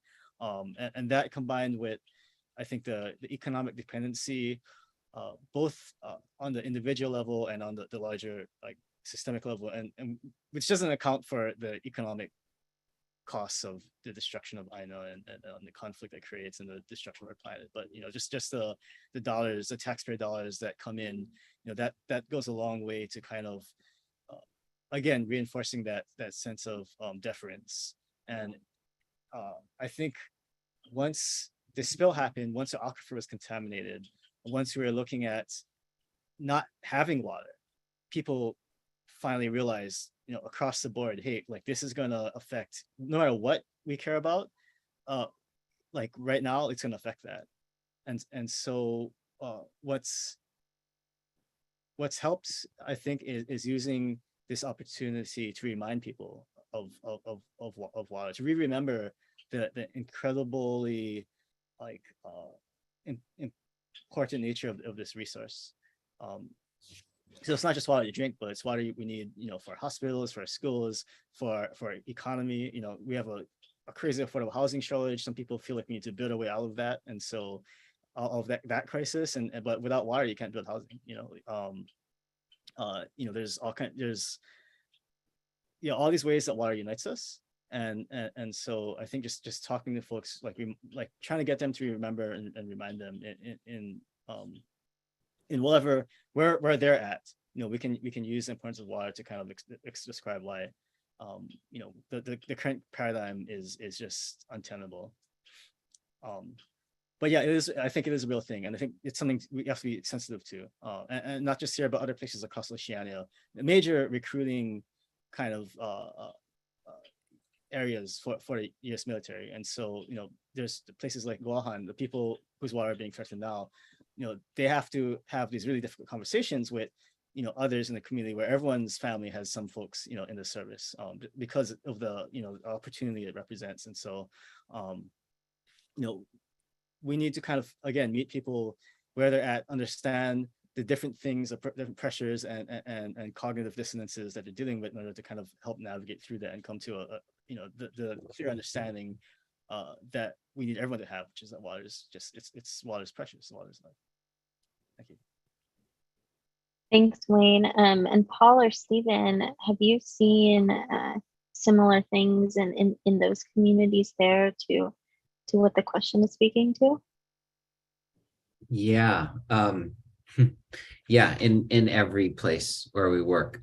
Partially because they're just like in the United States, and what we're seeing now with the climate movement is that there are always aggressive disinformation campaigns by the corporations involved, and a lot of times complicit with the governments, to spread lies about what their operations are doing, either to drum up fake consent like Natalie was talking about, or to intimidate people, and to criminalize and demonize the people who are standing up for the forest. As Natalie mentioned, 80% of the world's biodiversity is on indigenous territories and protected by them. And yet the Peruvian government, the Ecuadorian government, the Brazilian government would have you believe that these communities are holding back development or progress for their entire nation by protecting forests from extraction and from destruction, when the reality is they're safeguarding something vital to the survival of all life on Earth. But when you force a narrative that if these corporations are not able to go in and extract, it's going to hold back the development of a society, and cast it on those communities instead of where the blame really should be placed, on the same corporations that are extracting that wealth and not returning it to the community, then you pit them against each other. And so in Ecuador, for example, we've seen multiple uprisings led by indigenous communities who are standing up for not only their rights, but the rights of the forest. And then the government there will criminalize them and try to cast them as the villains rather than the corporations, or in this case, the government of China, which is forcing Ecuador to try to pay back loans in oil that it has to the government.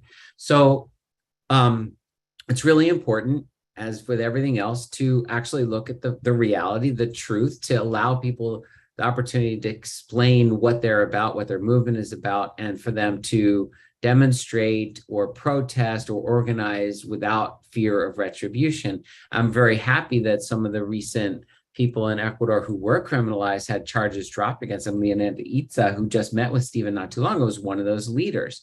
And when the Ecuadorian indigenous community, because it's so strong and organized, not just from the Amazon, but in the Andes and on the coast, organizes its force to push back on the government, they have to listen to them. And the more the government tries to criminalize them, the more they try to take away their power to prevent them from pushing back. Similar situation in Peru.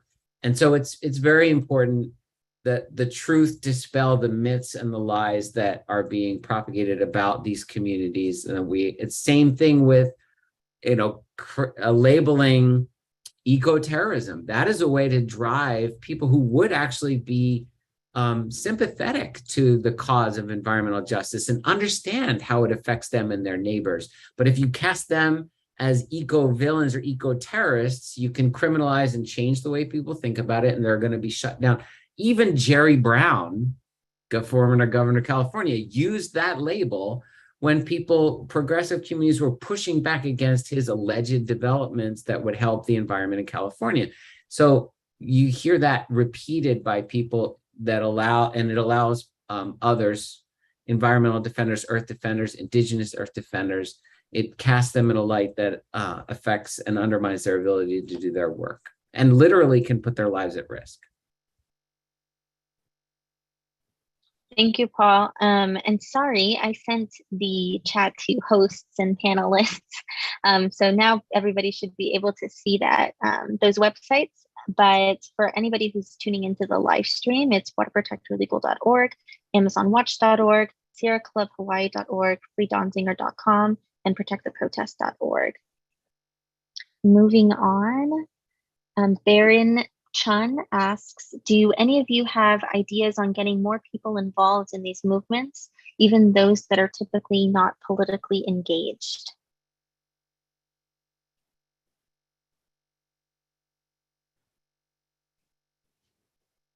Are you putting that up to everybody, or are you gonna? Whoever, I didn't have anyone in particular in mind. Natalie, though, we haven't heard from you in a minute.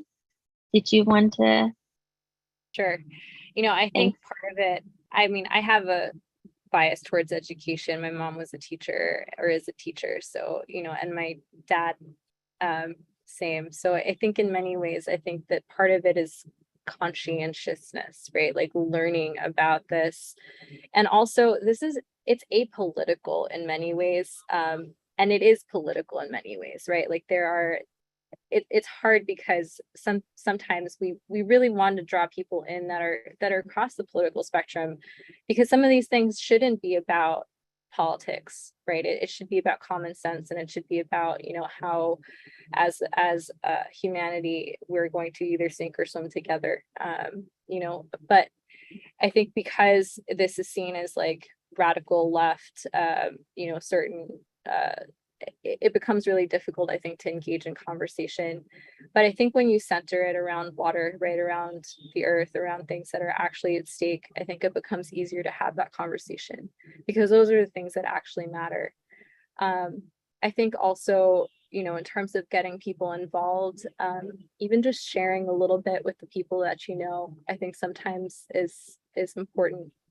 Recommending, you know, whether it's documentaries or books or, you know, short videos, sending it to your friends, every little bit counts.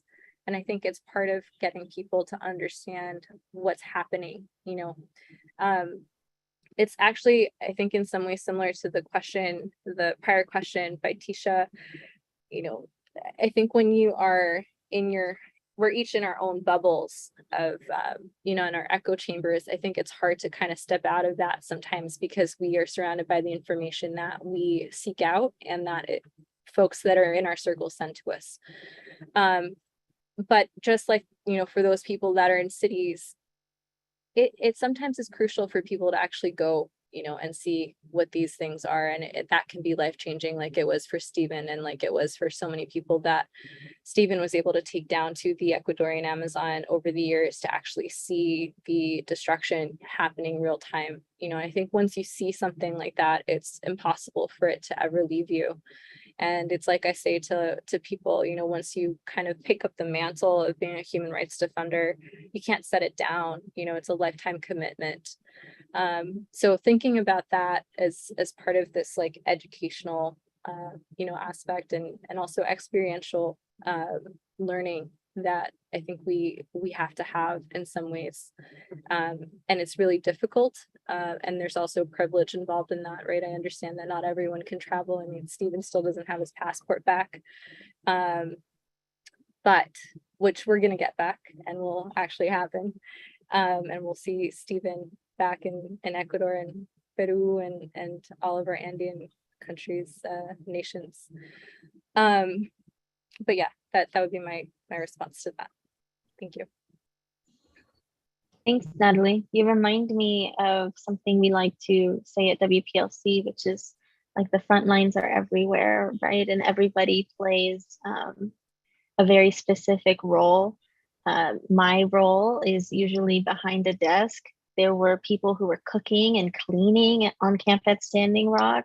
And they were just as important and crucial to the work that was happening there as the people who, you know, put their bodies on the front lines, literally.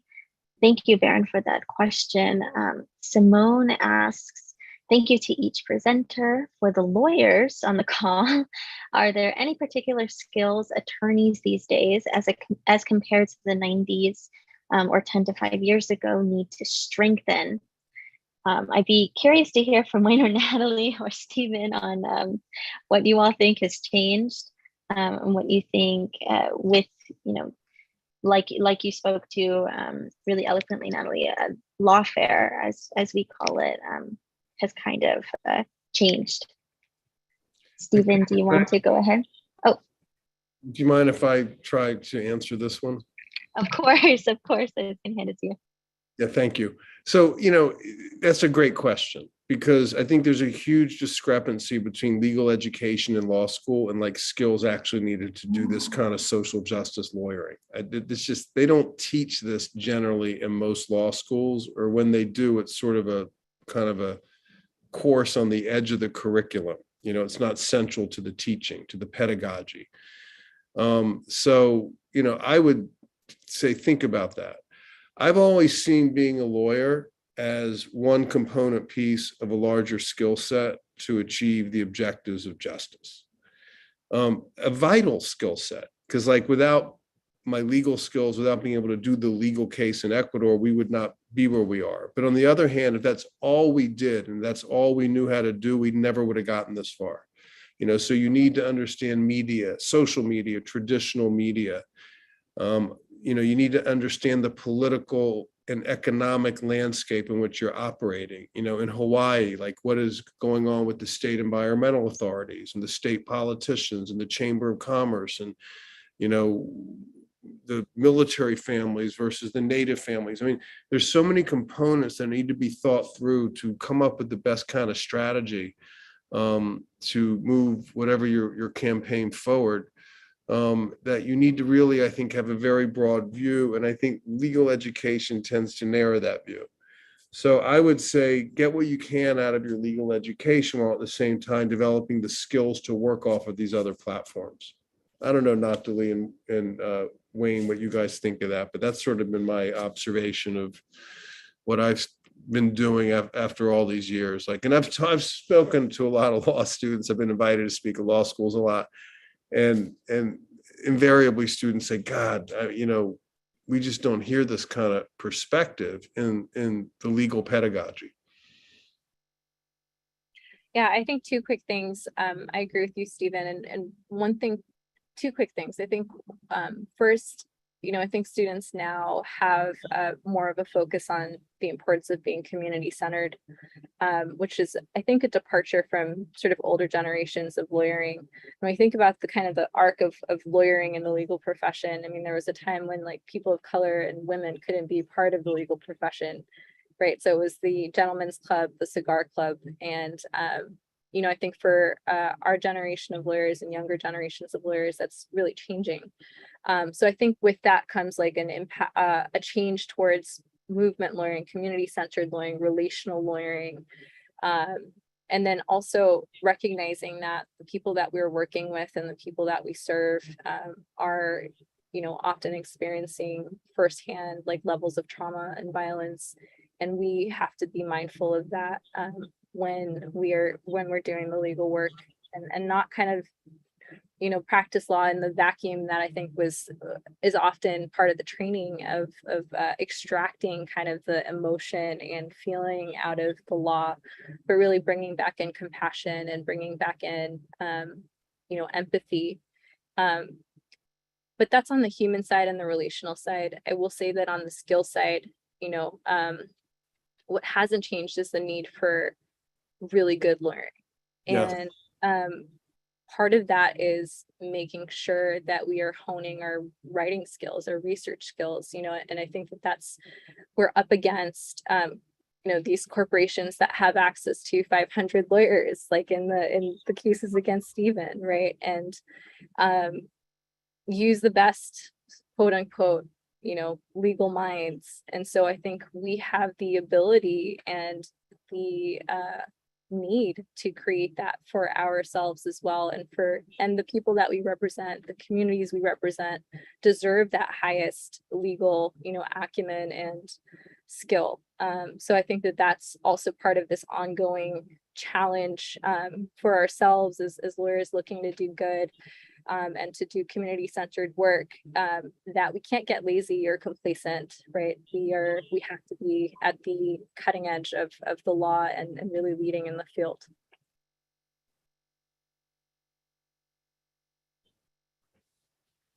Thank you, Natalie. I'm just going to note time. We have about 10 minutes left, so I'm going to kind of plug or chug through these, last few ones. Not exactly water related, but US military role in telescopes like TMT need to be exposed, says Patty. Matthew writes, do you feel more people choosing to become environmental lawyers would help out with these kinds of environmental issues that we will continue to face? What do you think about that, Stephen? Yes, become an environmental lawyer, but make sure you work on the right side. There's a lot of people who call themselves environmental lawyers who actually work for the polluters. So on environmental issues. So become an environmental justice lawyer if you can, and it'll enable you, I think, to it'll give you a whole host of career opportunities to do this very meaningful frontline defending of the earth. So yeah, that's a great idea, in my view. What do you think, Wayne, about more environmental lawyers to help us out? Sure. Yeah. I mean, there's definitely a huge role that lawyers can play to use the systems tools to kind of hold the line, and you can cause a lot of damage,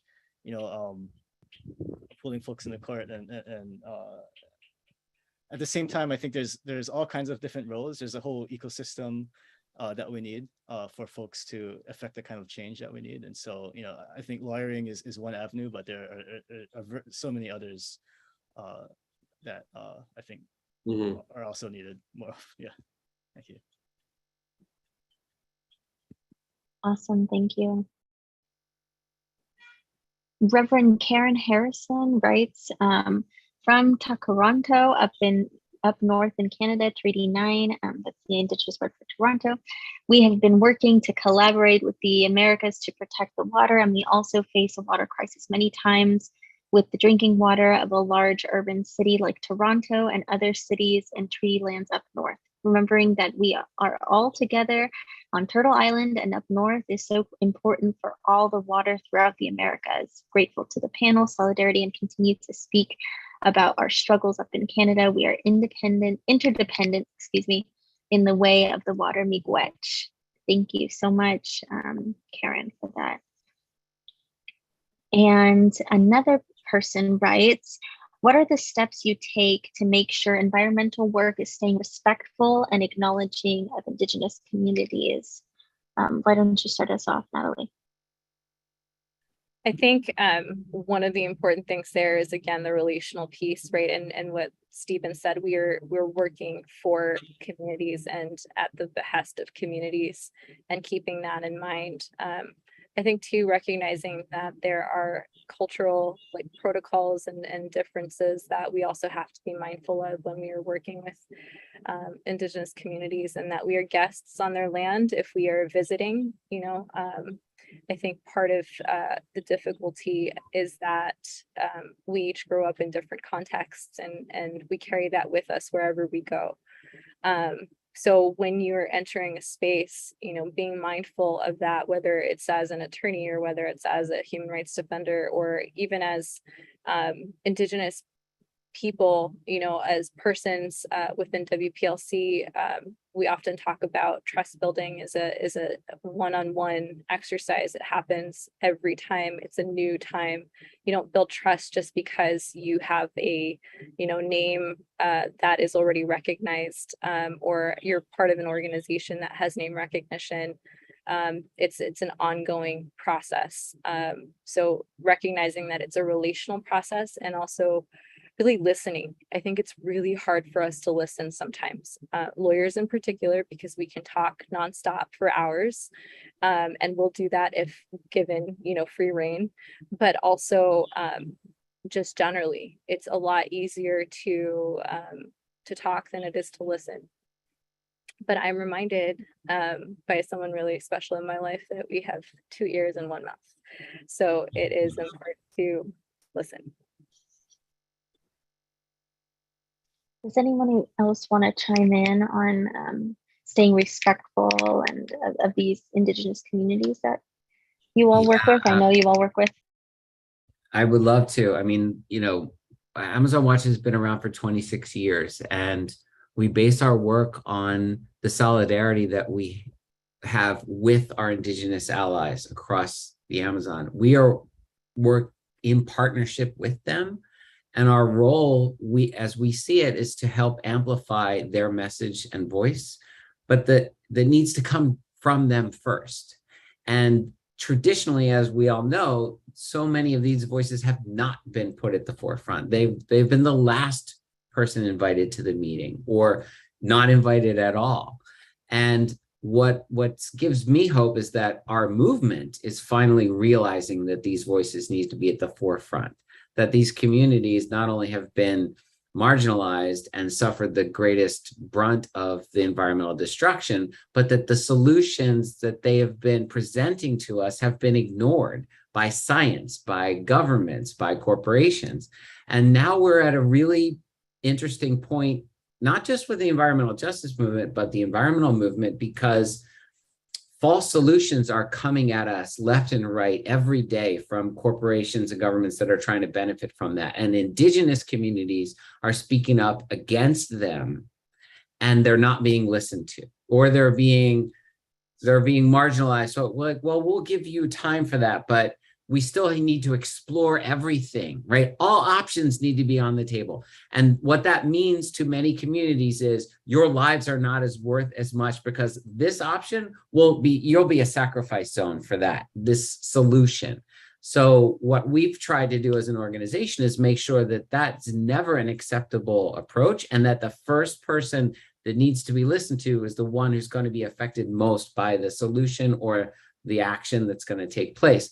And that means asking them first, coming in, how can we support you? What is it that we can do as partners and allies? And also that you don't disappear at the end of the campaign or at the end of the day. I mean, Amazon Watch has been working with some of the same communities since the beginning for 26 years. There'll be another battle, another fight. This isn't something that it's not a one and done thing. So when you can support directly, when you can support with funds, when you can support by giving space for another's message to come first, and when you can have and form a long-standing partnership that is based on solidarity and not on benefit, you know, we're going to benefit from this campaign, build our organization, and then move on to the next one. That's what we see as real solidarity and partnership. And that, I think, is the solution that we're going to need in order to solve these problems together. Because frankly, the perspective that many of the Indigenous communities we work with on having a holistic approach towards interaction with our planet and nature is one that we, as the Western or developed world, needs to embrace or adopt in order to see ourselves out of this crisis, because it's our consume and trash the planet kind of capitalist mode that has led us to this moment of crisis. And many of the communities who are fighting back are the first ones to say, here's a better approach to your problem. If we all move towards this, we could actually see ourselves through this crisis. So there's multiple benefits to having a just and respectful approach to working with Indigenous communities, not the least of which could be our own survival. Awesome, Paul. Thank you so much. And I just there was a question from Mira that was answered by Natalie in the chat, and another question earlier from Baron that was answered by Wayne in the chat, if you're looking for any of those. But first and foremost, thank you so much, everybody, for sharing space with us.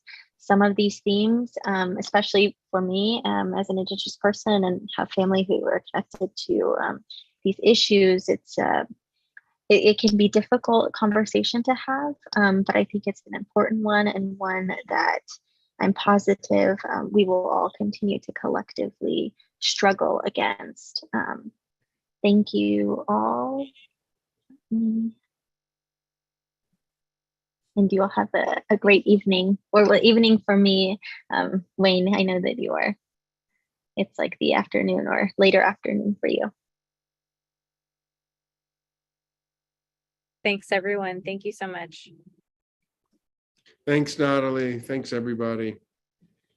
Such an honor to be Thank with you. guys. Thank you so much. Reach out if you have